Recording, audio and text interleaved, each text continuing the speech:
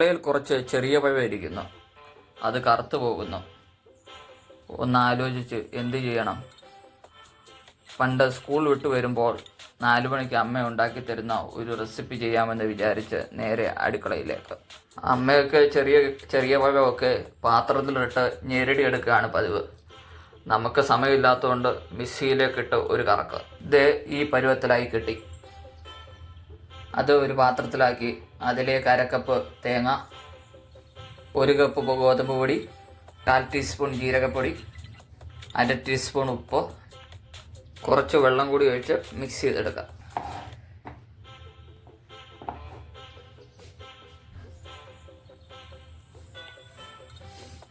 ഇതുപോലെ ബോളാക്കി ഒരു പാനിലേക്ക് വെച്ച് കൈ വെള്ളത്തിൽ മുക്കി ഇതുപോലെ പരത്തിയെടുക്കുക.